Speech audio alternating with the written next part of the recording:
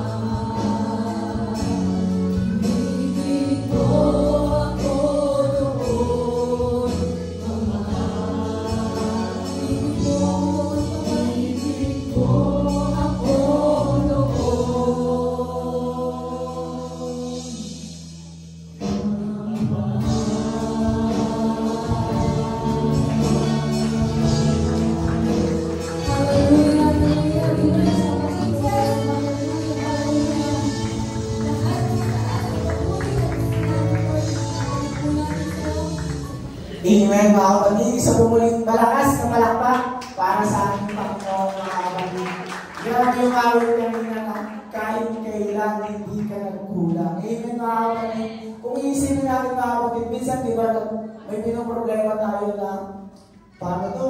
Kulang yung bayarin ko sa ganitong araw, sa next week, sa susunod na buwan. Pero lagi natin isipin mga kapatid, yung araw muna ngayon mga kapatid. Dahil yun yung pinagkaloob sa atin ng Panginoon at alam naman natin na sa mga darating pang araw, hindi tayo magpupulangin ng ating Panginoon mga kapatid. Kumbaga, higit na at sapat pa mga kapatid. Amen? Amen mga kapatid. At syempre mga kapatid, bago tayo dumako sa pinakatampok na gawain mga kapatid, gusto ko ulit yung icebreaker. Icebreaker ba tawag? Basta parang ganun siya mga kapatid. Yung gagawin nila mga kapatid, parang ulit pag-isip ng mga kapatid. Ano siya? Tatlong words lang siya mga kapatid. Pay. Pag pay po mga kapatid, gagawin na ano? Pay. Yan. Tapos hope. Tapos love. Yan. Mga kapatid. Ulit. Pay. Hope. And love. Yan. Ulit. Tapos pay. Hope. And love. Yun mga kapatid. Gusto mo lang sabihin sa inyo na yung tatlong word na yun mga kapatid. Kaya na siya. Nasa Bible verse din siya mga kapatid. Sa 1 Corinthians chapter 13 verse 13 mga kapatid. Datapwat ngayon nananatili ang tatlong ito, ang pananampalataya, ang pag-asa, ang pag-ibig. Ngunit ang pinakalaki lang ito ay ang pag-ibig. Amen mga kapatid. Kung bagay lang sa atin mga kapatid, ngayong season na ito, kung gaano tayo mamahalin ng ating Panginoon mga kapatid. Sabi nga diba, kumbaga, ano man yung mga pinagdaraanan natin sa buhay mga kapatid.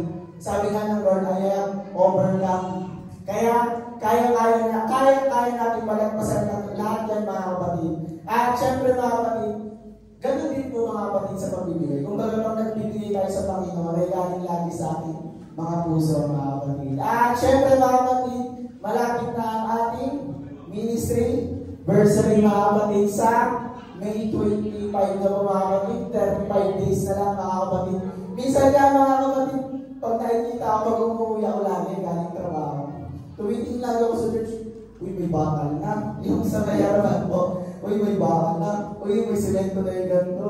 Uy, may pintura na yung ganito. Parang kada araw na umuwi ako, parang sarap sa pakiramdam na, Lord, ganito. Hindi ka manila. Kumbaga, Lord, ganito kami kadami.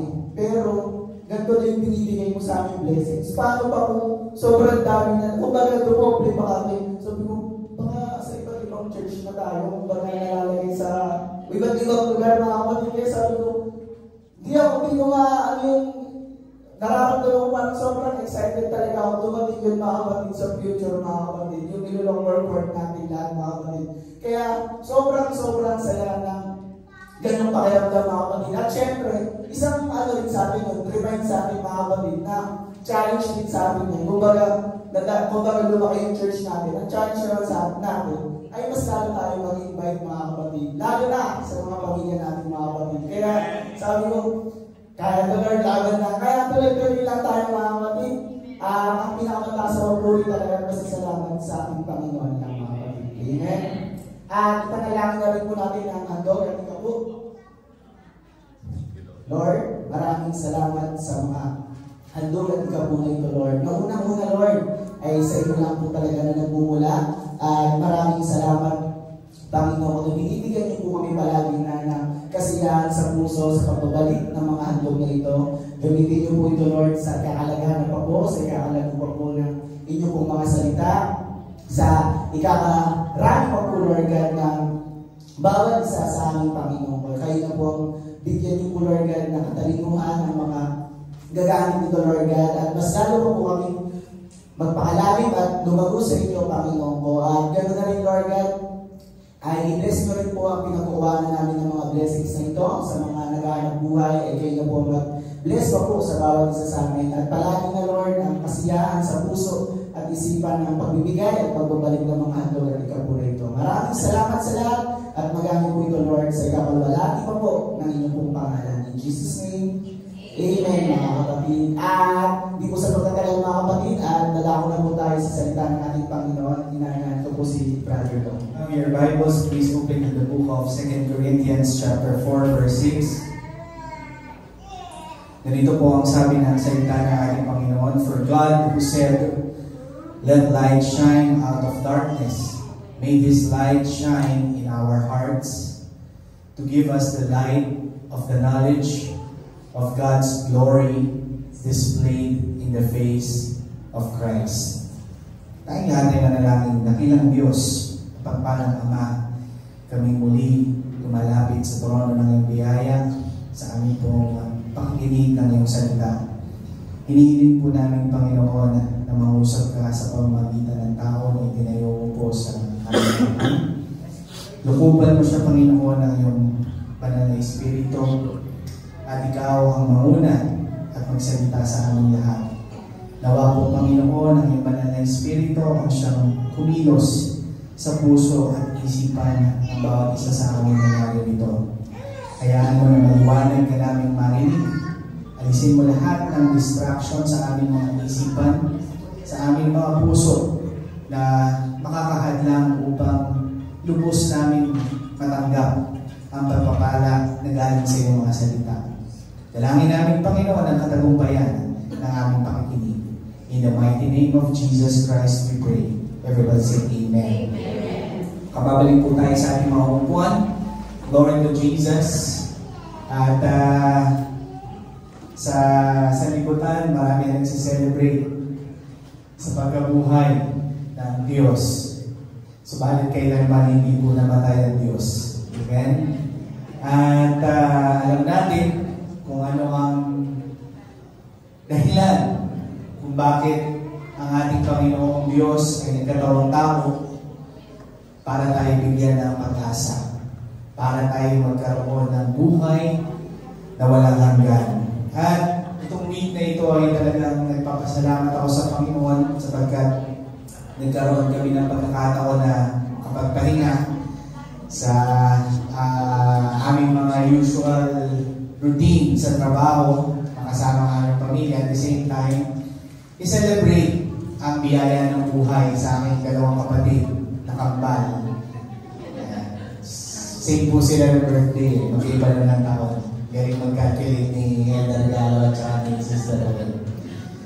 At bukod doon, mga kapatid, ay natutuwa rin ako na makasama namin yung pamilya ni kapatid ni Sister Rena at nagkaroon ng pagkakataon na maihayag ang salita ng Diyos sa kanila. At naniniwala ako na ito ay hindi aksidente, ito ay planado ng Diyos na marinig nila at alam ko kikilos ang Diyos kanila. Darating ang time na kasama natin ang buong pamilya ng kapatid ni Sister Rena, yung ate niya. Glory to Jesus. At sa umagang ito, mga kapatid, pag-uusapan natin ay ang glory, the glory of God that shines in the light of our hearts.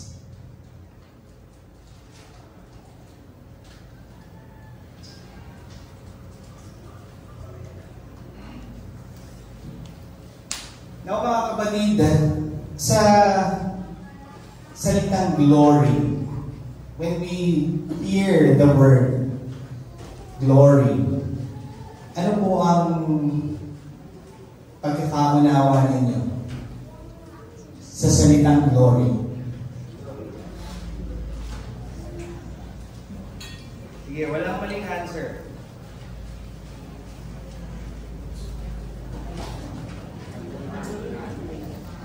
Kaluwalhatian. Masasabi ng iba, kapangyarihan. Yung iba naman, posibleng pag sinabing glory, yung kanyang kabuuang pagka-Diyos.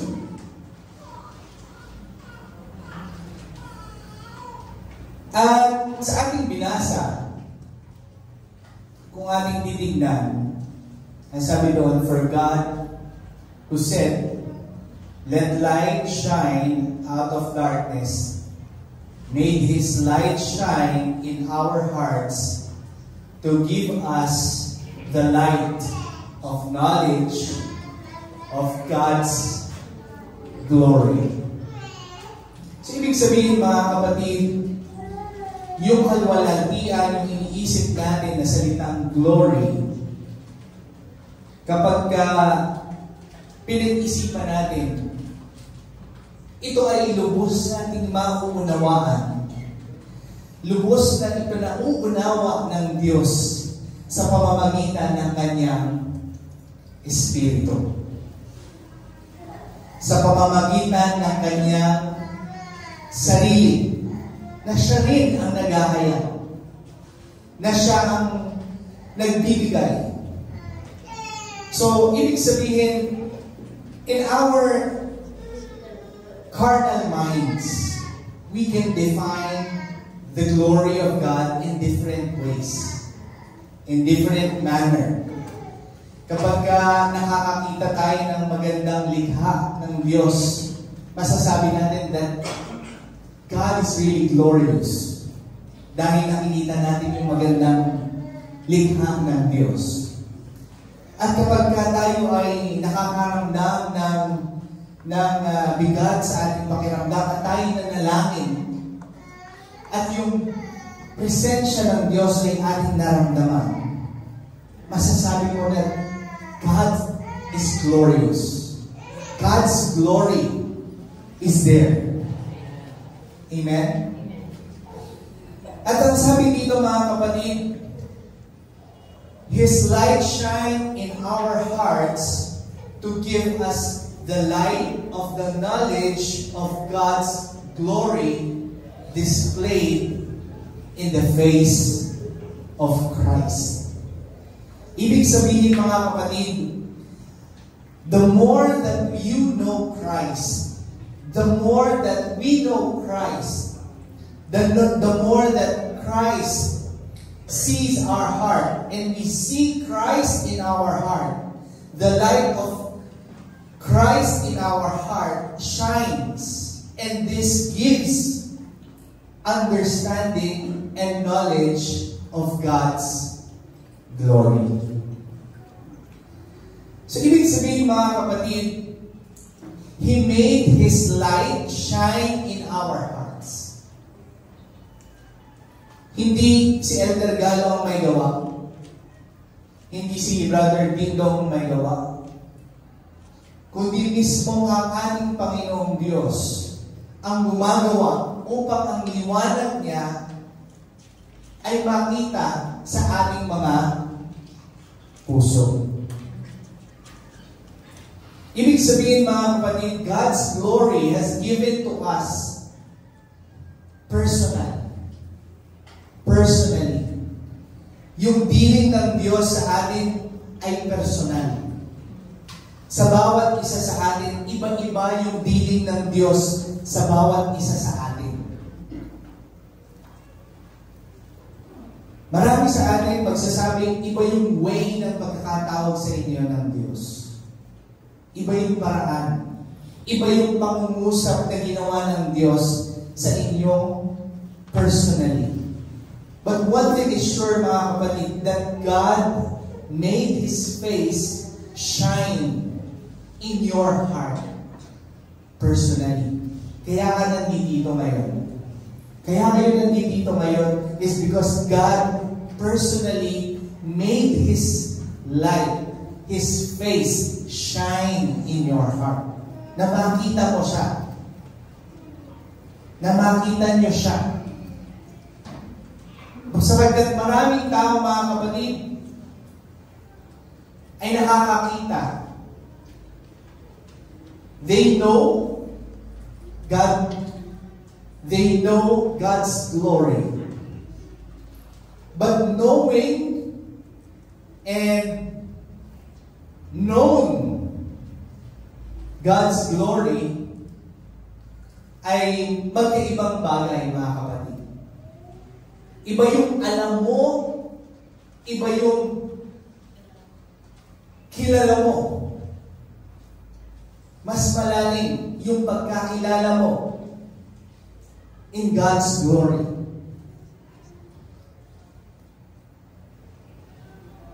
Isa sa mga bagay na itinuturo natin, mga kapatid. Yung importansya ng ating tamang relasyon sa Diyos. At yung tamang relasyon sa Diyos, mga kapatid, kailangan alamin natin malalim kung sino ba talaga yung Diyos na ating pinaglilingkuran. Who Jesus Christ is. Who God is. Katulad sa isang relasyon natin sa makamundong sa ating earthly relationships, we can say that we know the President. Everyone knows the President. But do you know the President personally? Do we know the President personally? Alam mo ba yung favorite niya? Alam mo ba yung favorite color niya? Alam mo ba kung ano yung mga bagay behind of knowing His name?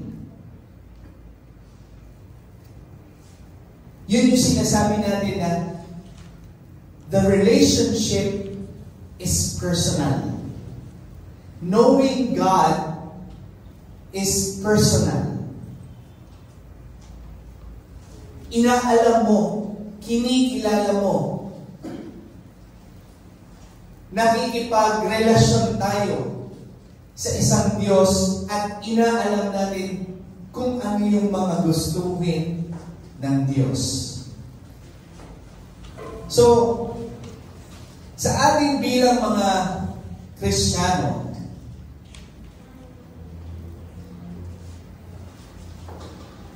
in every part of our hearts, mga kapatid,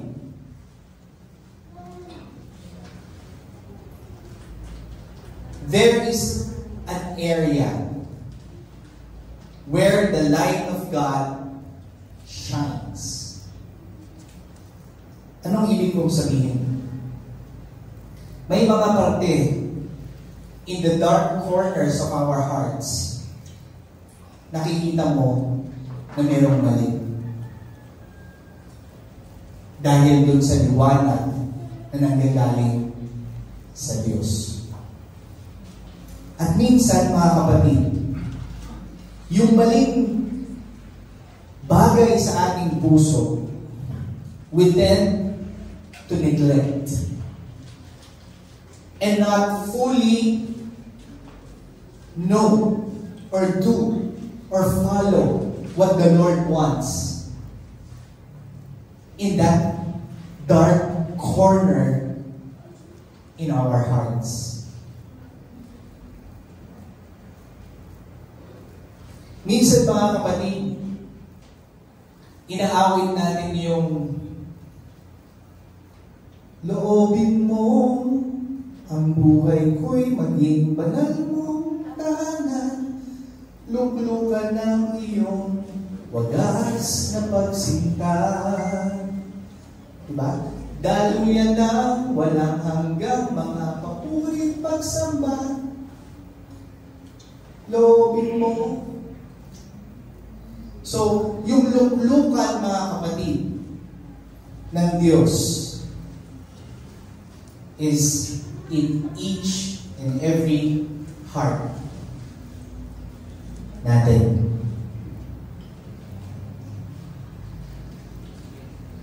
The more that the Word of God, the more that you learn the Word of God, it discovers kung ano yung mga dark spots dyan sa puso natin. It exposes every dark areas, dark corner in our hearts. And the more that the light of God shines through His Word in our hearts, the more that we see and know God's glory. Amen? Mas nauunawaan mo, mas nakikilala mo, mas naiintindihan mo kung ano talaga yung kalwalhatian ng Diyos. Dahil doon sa mga salita na nakikita mo at ipinahayag ng Diyos sa iyo, na nakikita kung ano yung laman ng puso mo.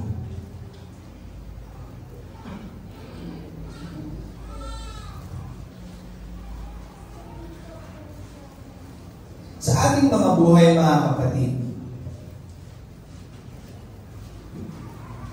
hindi ko alam kung ano yung mga pinagdaanan natin. Pinagdaanan ninyo at pinagdadaanan ninyo. Pero naniniwala ako, mga kapatid,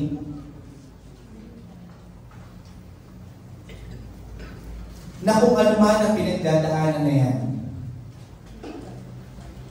the only way that you will be healed is through the Word of God.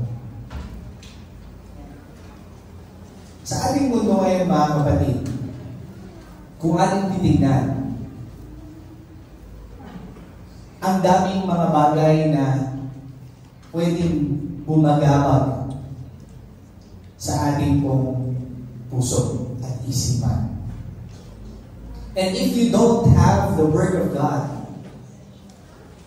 you will never have peace of mind and have peace in your heart.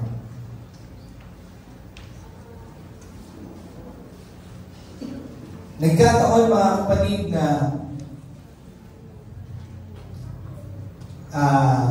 ako po ay connected sa isang US-based company. And we are affected by the current situation ng China and US. There's a lot of policies that has been changed sa trade industry, sa import and export industry within Southeast Asia market because of this. At bukod dito, mga kapatid, maraming mga crimes that is happening right now that you will never imagine that it will happen.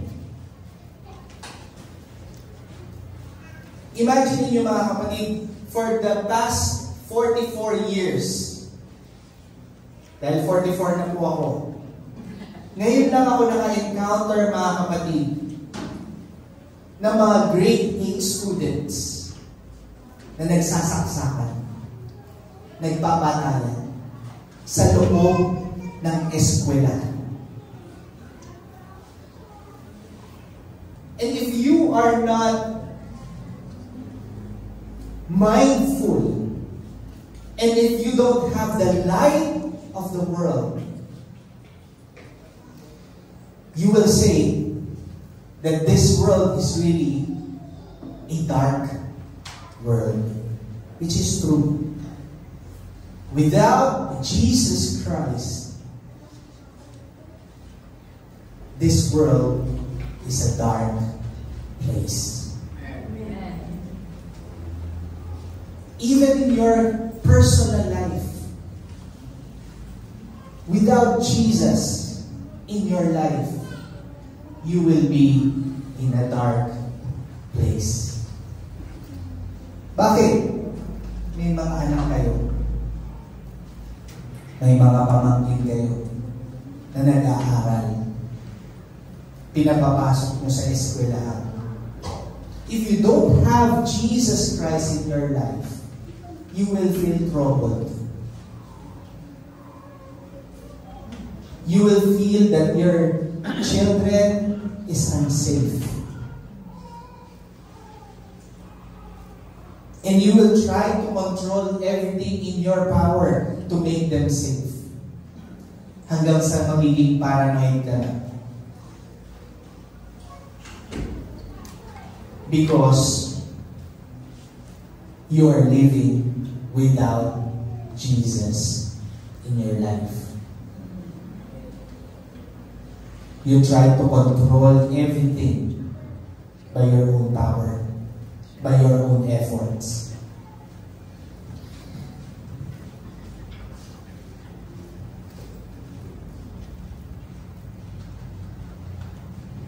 The healing begins, mga kapatid. The healing begins when we reaches to God's glory, to light in our hearts. Can you say that? The peace begins when the light of God's glory shines in our hearts. The hope begins when the light and the glory of God shines in our hearts. And this is personal, mga kapatid. Hindi ko ito pwedeng ipasa ng tatay ko sa akin. Hindi ito pwedeng ipasa ko sa anak ko. We are responsible for our own heart. To let God shine His glory to light in our hearts. Kahit anong gawin ko, hindi ko kayang gawin yan sa iyo.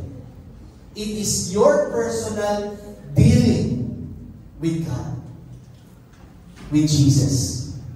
And you have to do something about it, mga kapatid. Kung pababayaan mo yan, unti-unti, yung puso mo will be darker and darker and darker and darker. Because of the influence of what's happening around us. Because you don't let the light of God's glory shine in your heart. Kailangan mong gawa ng paraan. Kailangan mong personal na gawa ng paraan na kilalanin at alamin kung sino at ano ang glory ng Diyos. Palakpakan natin ang ating Panginoon. In John chapter 1, verse 14, and sabi doon, and the Word was made flesh and dwelt among us. And we beheld His glory. And we beheld His glory as the only begotten Son of the Father, full of grace and truth. Sino yung mga kapatid? Jesus Christ. It is Jesus Christ, mga kapatid, that we beheld His glory through Jesus Christ. We beheld God's glory through Jesus Christ. Everyone knows Jesus, but do you really know who Jesus is? Kailangan maintindihan natin ito maigi, mga kapatid. Who Jesus is. Because we beheld God's glory through Jesus Christ. Kaya nga napaka-importante, mga kapatid, that even in the doctrine or in the teaching of accepting God as our Savior, in order for us to have the remission of our sins, it is beholding God's glory through Jesus Christ. That's why every one of us were baptized in Jesus' name. Because beholding God's glory should be through Jesus. In Jesus' name. Kaya sa ating pong mga ginagawa, sa ating ginaganap na pagtuturo at pag-aaral regarding sa kung paano tayo magkakaroon ng buhay na walang hanggan, napaka-importante talaga na maintindihan natin na walang ibang pangalan na ibinigay sa silong ng langit na sukat natin ikaligtas, kundi ang pangalan Jesucristo. Amen? And yun mga kapatid, Jesus is the face of God's glory. Yung isang espiritu na hindi nakikita ay nagpakilala sa pamamagitan, nagbihis ng laman sa katauhan ng ating Panginoong Jesucristo para makita natin lubos kung ano yung glory ng Diyos sa laman. Sa isang nakikitang laman, flesh. And that is Jesus Christ. Amen?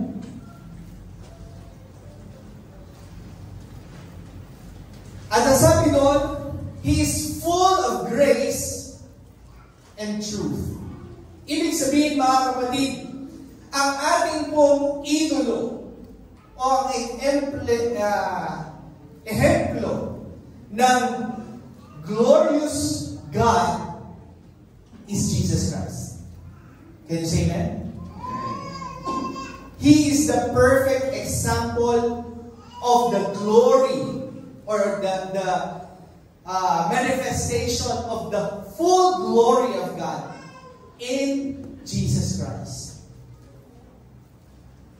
So sa ating Panginoong Jesucristo, kung titignan natin, kung siya ang face of God's glory, ibig sabihin mga kapatid, kung paano siya namuhay, kung paano siya nagsalita, kung paano siya lumakad bilang tao, ganung paraan din tayo dapat na lumalakad bilang Kristiyano. Amen? Knowing Jesus is knowing God's glory. Habang pinag-aaralan natin at binabasa natin ang Biblia, kung paano ang gospel ng ating Panginoong Jesucristo ay ipinahayag ng mga apostoles, Matthew, Luke, John. Matthew, Mark, Luke, John. Ang storya ng ating Panginoong Jesucristo, the more that we see God's glory, the more that we understand God's glory. Can you say that?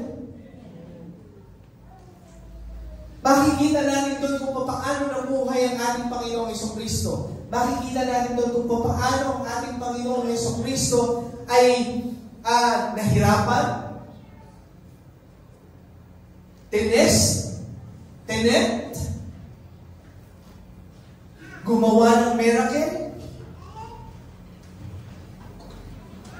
Makikita natin doon the glory of God's compassion. Makikita natin doon the glory of God's humility.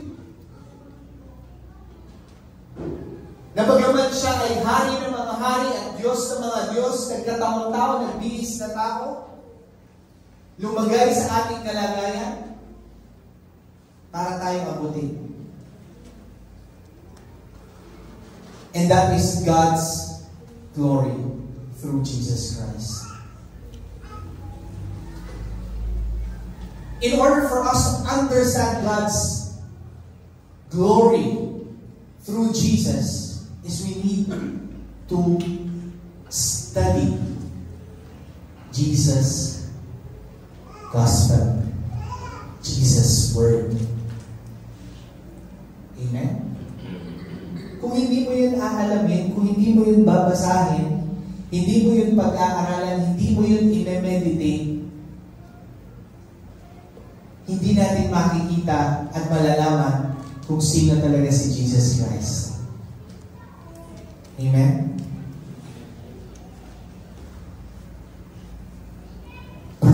personally, mas malalaman mo personally. Hindi lang dahil kinuwento sa'yo, kundi ikaw mismo nakikilala mo siya dahil nag-uusap kayo sa pamamagitan ng kanyang mga salita. Amen.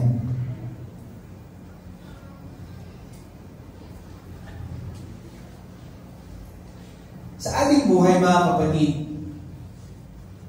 kung pinapag-aralan natin yung buhay ni Jesus and we try to follow and adapt and reshape our life according to the life of Jesus Christ, that is how God's glory will reflect in our hearts. Amen? The more that you do something, the more that you will understand what you're doing. Amen? Anong ibig ko sabihin? Like for example, nung tayo ay nagsisimulang magtrabaho, marami sa atin hindi alam kung paano magtatrabaho. Yung sa mga bagong graduate. Ang dami niyong pinag-aralan, di ba? Dahil pinag-aralan. Pero once that you apply for work, hindi mo maiintindihan kung ano talaga yung dapat mong gawin kapag ka nagsimula ka na gawin yung trabaho. At the more na ginagawa mo yung trabaho, the more na mas naiintindihan mo yung trabaho. Amen? Same thing. Kahit anong kwento ko sa inyo about Jesus Christ, kahit anong kwento natin about how Jesus would work, how the Word of God, you do this, you do that, you do this, you do that, gawin mo to, gawin mo yan, according to the Word of God, if you will not do it, you will not understand. Amen? Kahit na anong sabihin namin na sa Matthew 6:33, seek ye first the kingdom of God and His righteousness, and all these things shall be added unto you. Kahit araw-araw namin na sabihin sa iyo na gawin mo, kapag hindi mo yan gagawin, you will never understand. Amen?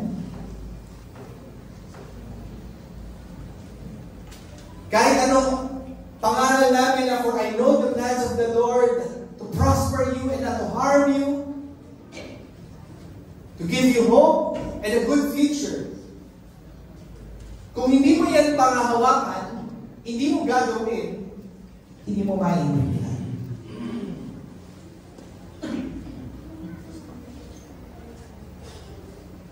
So we need to apply and do what we read. Amen? We try to practice what we read.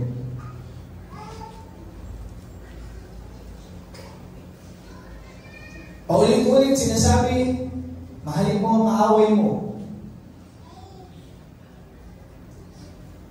Pero hindi mo maiintindihan kung paano mahalin ang kaaway kung hindi mo gagawin. Kung paano mag-work yung life ng Panginoon kung hindi mo gagawin.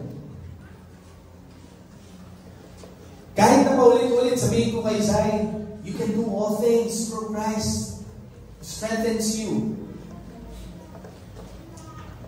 Pero kung hindi niya yung pangahawakan, hindi niya gagawin, he will never understand. It will just be a word coming from me. Same thing. These are just words. Amen? Pero kung i-apply mo, gagawin mo, the more that you will know the knowledge of God's glory. Palakpakan natin ito. 2 Corinthians chapter 3 verse 18, and we all with unveiled face, beholding the glory of the Lord, are being transformed into the same image from one degree of glory to another. For this comes from the Lord, who is the Spirit. So aside from applying it, mga kapatid, hindi lang ikaw ang gagawa niya mag-isa. Kapag nagsimula kang gawin yung salita ng Diyos, meron siyang gagawin din. At yun yung sinasabi dito sa 2 Corinthians chapter 3, verse 18, that you will be transformed from glory to glory. So, imposible talaga, mga kapatid, na ang isang Kristiyano na nakakilala sa Panginoon ay hindi magkaroon ng transformation. Pero, merong pero. Hindi ka magkakaroon ng transformation if you will not practice it. Kaya nga nasa Diyos ang awa, nasa tao ang gawa. That's true. Habang ginagawa mo, aawaan ka ng Diyos. Amen? Sa umpisa, babagsak ka, but the grace of God is sufficient for you. In your weakness. Sa umpisa, mahirap kasi kahinaan mo yan, pero tinatry mo. At katulad doon sinasabi dito, sabi doon, we all with unveiled face, beholding the glory of God, are being transformed from glory to glory. Nung magpasimula kang magpasya na lumakad kasama ng ating Panginoong Jesucristo sa buhay mo, at gawin yung gusto ng ating Panginoon Jesucristo sa buhay natin, you will be transformed from glory to glory.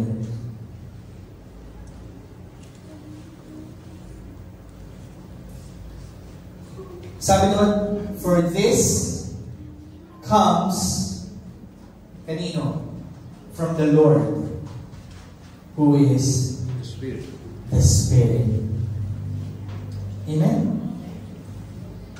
So, ibig sabihin, hindi ka nag-iisa kapag ginagawa mo yun. It is through the power of the Spirit that will help you be transformed. Amen? 2 Corinthians chapter 4, verse 7. But we have this treasure in earthen vessels, that the excellency of the power may be of God and not of us. Katulad ng ating Panginoong Jesucristo, siya ay may laman. May dugo, nakakaramdam ng buhaw, ng sakit. He has an earthen or earthly vessel. Same thing, tayo. Tayo ay nabubuhay pa sa ating mga laman. Wala pa tayong glorified bodies. At sasabi sa salita ng Panginoon, sa ating mga laman ay walang mabuting nananahan.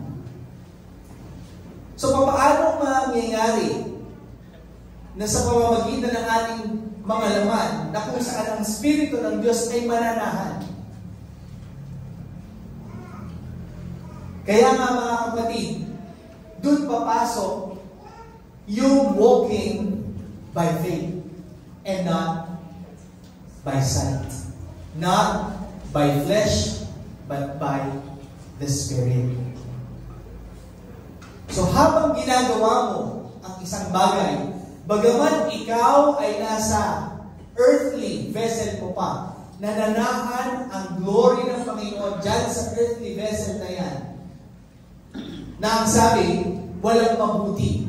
Subalit, sa pamamagitan ng banal na Espiritu ng Diyos na galing sa Kanya, magagawa natin mabuhay ng may pananampalataya. Amen? Amen? At kapag nabubuhay ka ng may pananampalataya, the more that you will understand that glory within you. Kasi may mga bagay na nangyayari according to your faith and not according to your flesh. May mga bagay na para bagang imposible na nagawa mo, pero dahil sa banal na Espiritu ng Diyos, because of God's glory, you were able to do it. And the more that you will understand that it is God's glory. Amen? Paano mangyayari, mga kapatid? Isang patunay, si Brother Nicky. Marami siyang question sa kagalingan niya. Even me. Kung ano yung kapasidad natin. Pero kapag tayo ay nanghawakan at ginamit natin ang ating pananampalataya, may mga amazing things na nangyayari beyond our comprehension. Promotions after promotions. Kahit na laging tulog. Huwag naman kayo matutulog sa trabaho. Nagkakataon lang na may mga time na pwede siya matulog. Pero ibig ko sabihin, mga kapatid, even Sister Tina will can testify how the Lord works in her job. Kung nakita niyo si Sister Tina dati, mga kapatid, hindi ko maiisip na mapupunta siya sa sales. Dahil hindi mo siya marunong magsalita. Mimiha-miha po si Sister Tina.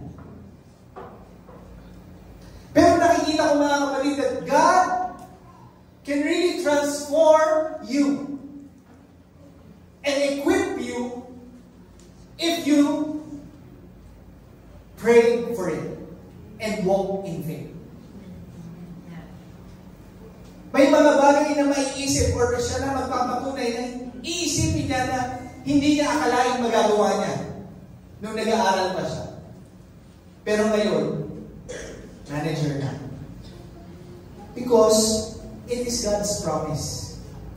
And the more that you walk, the more that you will see God's glory in your life. Palakpakan natin ang Diyos.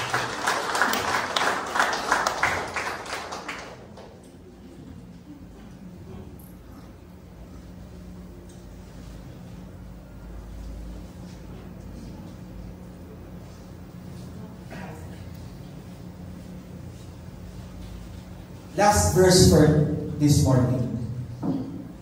In Isaiah chapter 60, verse 1 and 2. Ang sabi dito, arise, shine, for your light has come. Arise, shine, for the light has come. And the glory of the Lord has risen upon you. For behold, darkness shall cover the earth. And that is what is happening right now, mga kapatid. Darkness is really covering the earth.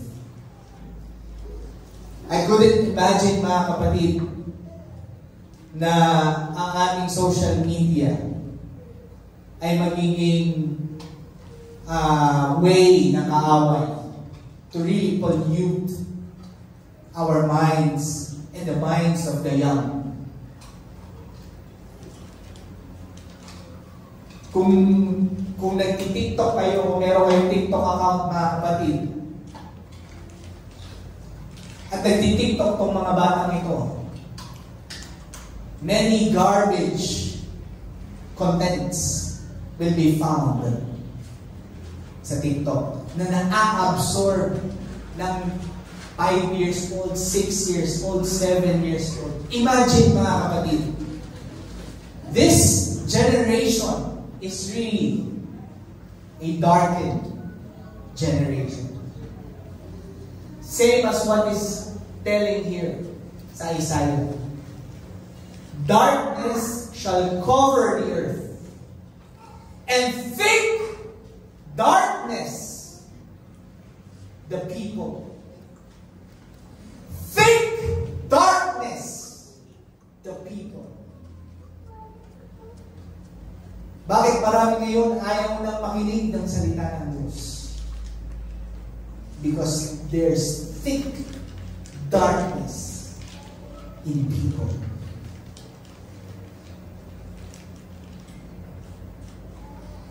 But the Lord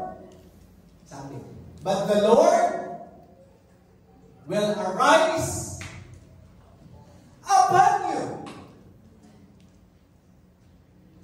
But the Lord arise upon you. And His glory will be seen upon you. Hindi nyo ba papalapakan ng Diyos? Praise God! That even in darkness times of this world, in the thick darkness of people, the glory of God will shine upon each and every one of us. Praise the Lord! Praise God for His promise. Praise God for Jesus, that He let His light shine in our hearts. God's glory in our hearts, mga kapatid, shouldn't be stayed hidden. Hindi po dapat tinatago ang glory ng Diyos sa ating mga puso.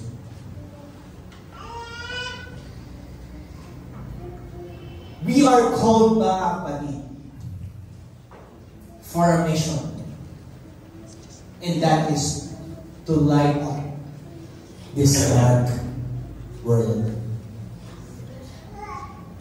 We are still in our theme for the year, to go. And this is part, mga kapatid, of our mission. To really light, arise, and shine in this world. For the glory of God has risen upon me. Praise God. Hallelujah. Let's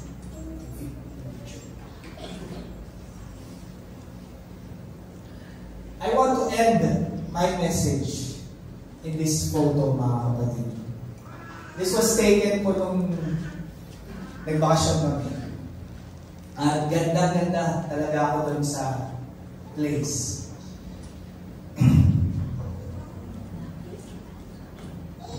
Hindi kaya pala ako makikita.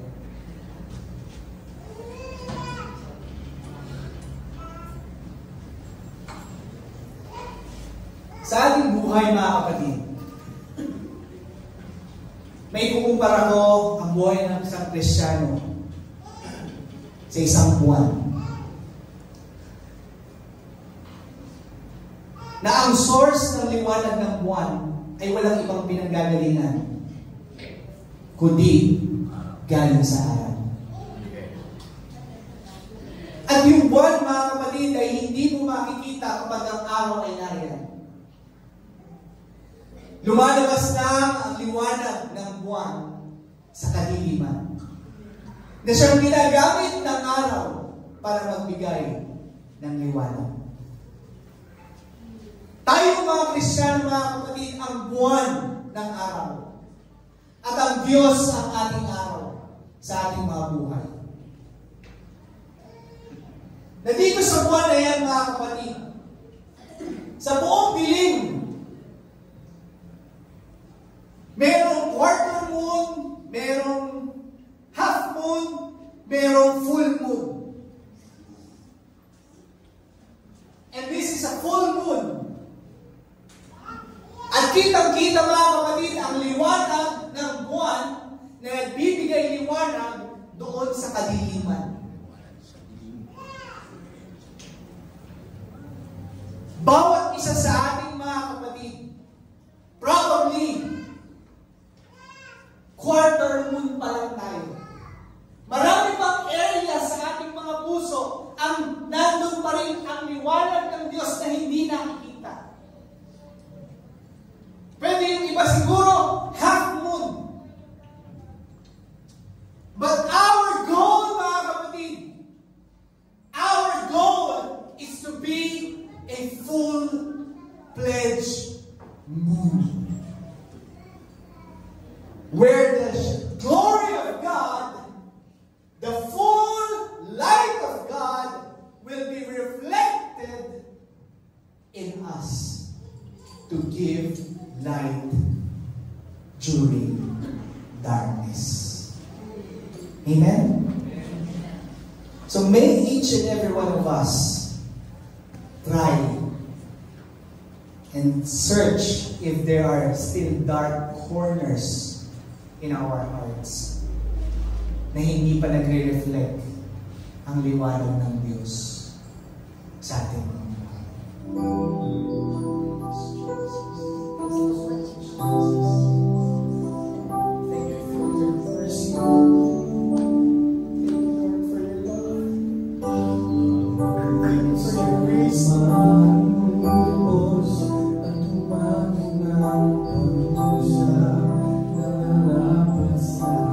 Thank you, Jesus. Thank you,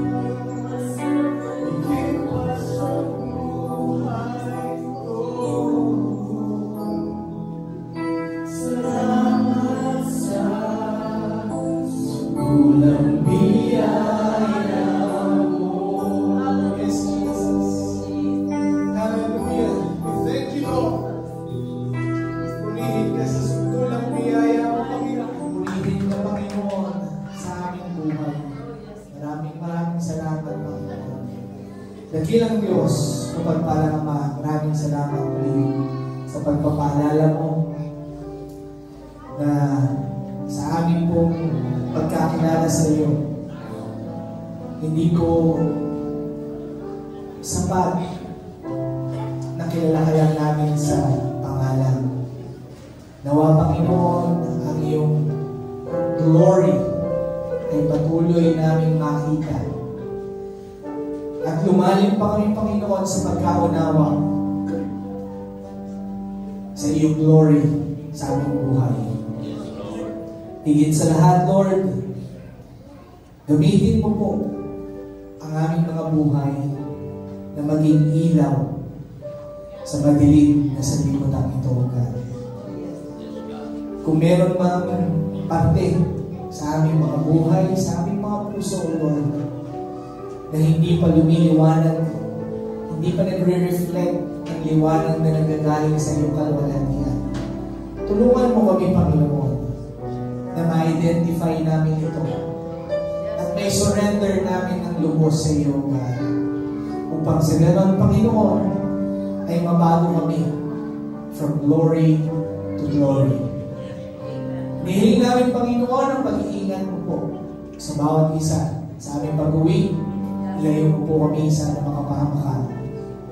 Nawa po, Panginoon, ang iyong banal na Espiritu ang patuloy na tumulong sa bawat isa sa amin habang kami, Panginoon, ay naghihintay sa iyong kalawang pagbabalik.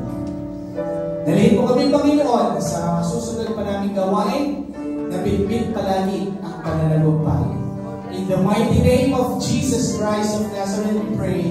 Everybody say Amen. Nagkabit po natin ang blessing ng Panginoon. Katapos na pusan, mga kapatid, paalam na, magpakasakdal kayo. Ang pakikipisa ng banal na Espiritu ay sumayin niyo palagi. You are dismissed in Jesus' name. God bless you.